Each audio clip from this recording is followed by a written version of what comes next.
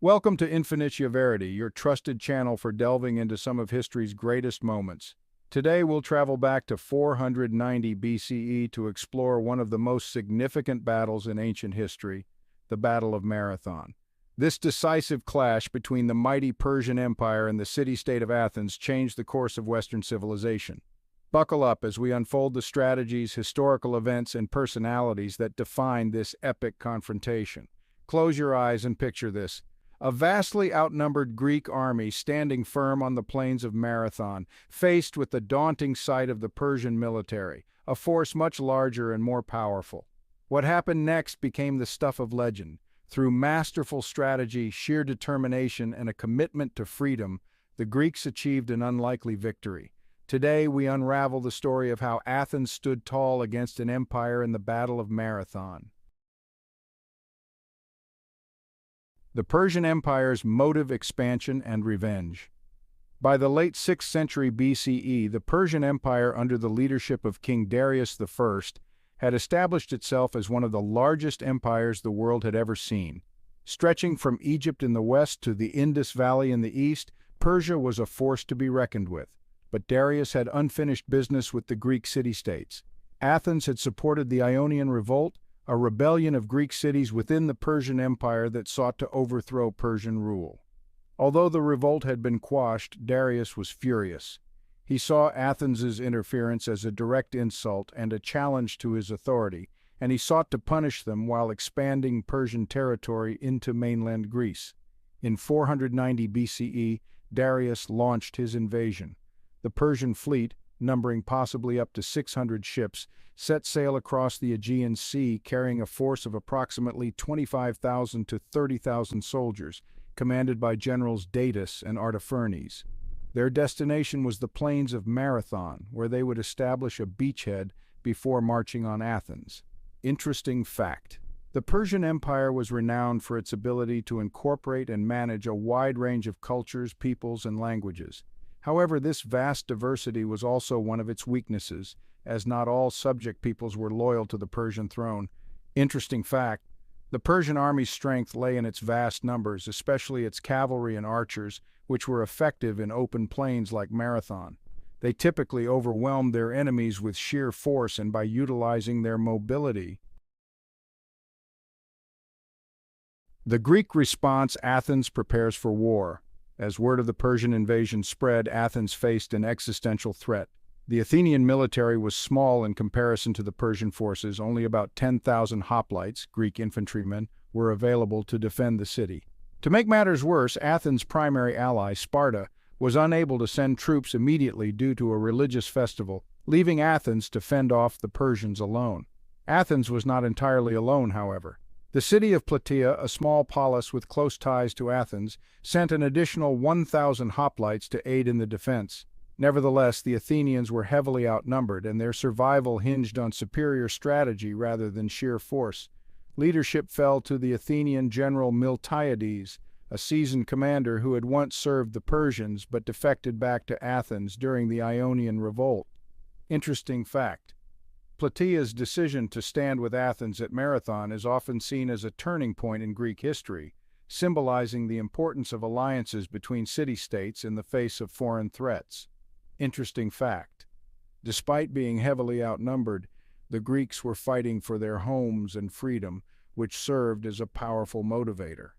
Meanwhile, many Persian soldiers were either conscripts or mercenaries, whose loyalties were more divided.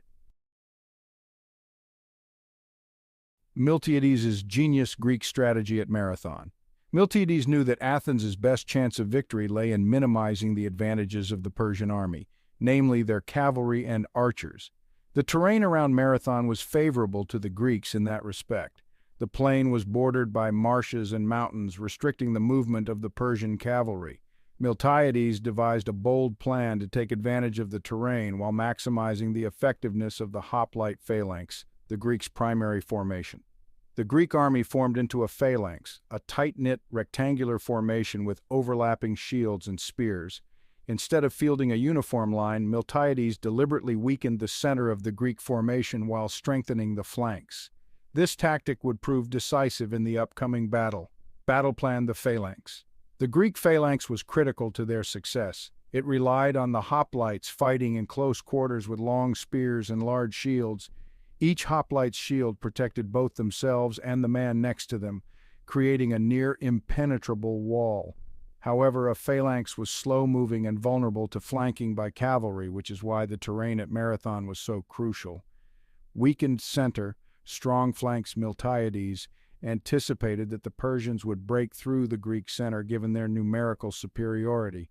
His strategy was to allow this to happen while the stronger Greek flanks enveloped the Persians from the sides, surrounding them in a pincer movement. Interesting fact: the strategy of a weakened center and strong flanks was highly unconventional at the time. It was a risky move, but it relied on the discipline and training of the hoplites to execute successfully. Interesting fact: Miltiades also understood the Persian tactics from his time fighting for them, giving him a unique advantage in predicting their movements and weaknesses. The Battle of Marathon, a clash of empires. As dawn broke on the morning of the battle, the two armies lined up on the plains of Marathon. The Persians, confident in their superior numbers, prepared to unleash their cavalry and archers. But before they could do so, Miltiades gave the order for the Greeks to advance. The hoplites, who typically marched slowly into battle, began to run toward the Persian lines, covering the distance in record time and minimizing their exposure to Persian arrows. The rapid advance of the Greek forces caught the Persians off guard. As predicted, the center of the Greek line faltered under the weight of the Persian onslaught. However, the Greek flanks held strong and soon began to encircle the Persians. The Persian infantry, lightly armored and more accustomed to ranged combat, struggled in the close quarters melee against the heavily armored hoplites.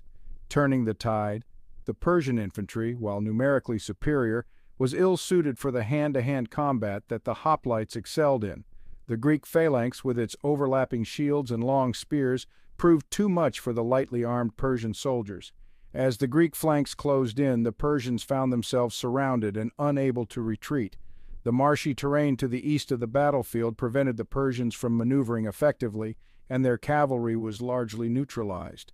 As the battle wore on, Persian soldiers were cut down in droves, and the survivors fled in disarray toward their ships. Interesting fact: the Greeks' rapid charge toward the Persian lines was highly unusual for hoplites, who typically advanced at a slow, steady pace. This charge allowed them to close the distance quickly, minimizing casualties from Persian archers. According to some sources, including the historian Herodotus, the Greeks may have covered the final 200 meters of their charge at a run, a remarkable feat given the weight of their armor and weapons. Battle strategies: in-depth analysis of the tactical genius. One of the reasons the Battle of Marathon is so widely studied is because of the brilliance of Miltiades' military strategy. Let's dive deeper into the intricacies of the battle strategies used by both the Greeks and Persians. Persian battle strategy. The Persians relied heavily on a combination of cavalry, archers, and lightly armed infantry. Their armies were known for overwhelming their opponents with sheer numbers and ranged attacks.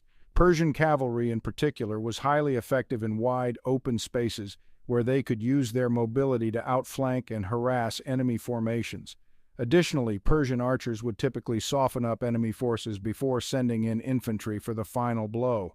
At Marathon, the Persians planned to use this strategy to overwhelm the smaller Greek forces. However, the terrain at Marathon worked against the Persians. The plains, while relatively flat, were bordered by mountains and marshes, limiting the ability of the Persian cavalry to maneuver. Moreover, Miltiades recognized that if the Greeks could close the distance quickly, the Persian archers would have little time to inflict significant damage. Greek battle strategy: the phalanx and the weakened center. Miltiades' strategy was a masterstroke of tactical ingenuity. By weakening the center of the Greek line and strengthening the flanks, he lured the Persians into attacking the middle of the Greek formation. Once the Persians broke through the center, they found themselves trapped between the Greek flanks, which swiftly enveloped them in a classic double envelopment or pincer movement. This tactic was not without risks. A weaker center could have led to a collapse of the entire Greek line if the flanks had not closed in quickly enough. However, The discipline and training of the Greek hoplites paid off. The heavily armored hoplites, wielding their long spears, were able to cut through the lightly armored Persian infantry with ease. Interesting fact: the use of the pincer movement at Marathon is one of the earliest recorded instances of such a tactic. It would later be employed by famous generals such as Hannibal during the Battle of Cannae and by Alexander the Great in his numerous victories against the Persian Empire. The hoplite armor and weaponry gave the Greeks a significant advantage in close combat. Hoplites wore bronze helmets, breastplates, and greaves, and carried large round shields, hoplons, along with long spears. The Persians, in contrast, were lightly armored and carried shorter spears and wicker shields, which were less effective against the hoplite phalanx. Aftermath: a Greek victory. The battle ended in a decisive victory for the Greeks. Herodotus claims that 6,400 Persian soldiers were killed, while the Greeks lost only 192 men. Although these figures may be exaggerated, the outcome was undeniably a massive blow to Persian ambitions in Greece. The surviving Persian soldiers retreated to their ships, intending to sail around the coast and attack Athens directly. However, the Athenian army, still fresh from their victory, marched the 26 miles back to Athens, arriving just in time to block the Persian fleet from landing. Realizing that the Athenians were ready to defend their city, the Persians abandoned their plans and sailed back to Asia. Interesting fact: the legendary Marathon run was inspired by this event. According to tradition, a Greek messenger named Phidippides ran from the battlefield at Marathon to Athens to deliver news of the victory, covering the 26-mile distance before collapsing and dying from exhaustion. The Greek victory at Marathon was the first time a Greek city-state had successfully repelled a Persian invasion. It marked the beginning of a series of conflicts between Greece and Persia, culminating in the famous battles of Thermopylae and Salamis a decade later. The significance of Marathon, a defining moment in history. The Battle of Marathon was more than a military triumph for the Greeks. It symbolized the defense of Greek independence and democratic ideals. Had the Persians succeeded, Athens, and perhaps much of mainland Greece, would have fallen under Persian rule. This victory not only ensured the survival of Athens, but also safeguarded the burgeoning concept of democracy, which was still in its infancy. Athens was one of the first city-states to experiment with direct democracy, a system in which citizens could vote on laws and decisions. The victory at Marathon gave the Athenians confidence in their political system and a newfound sense of superiority over the barbarian Persians. It also galvanized the Greek city-states, showing that unity and strategy could defeat a larger and more powerful adversary.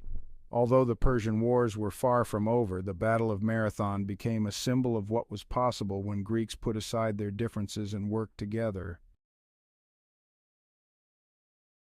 Despite the loss at Marathon, the Persian threat was far from over. King Darius was furious at the defeat and began preparing for another, much larger invasion.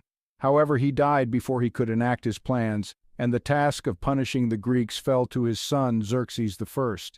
The Greeks, meanwhile, did not rest on their laurels.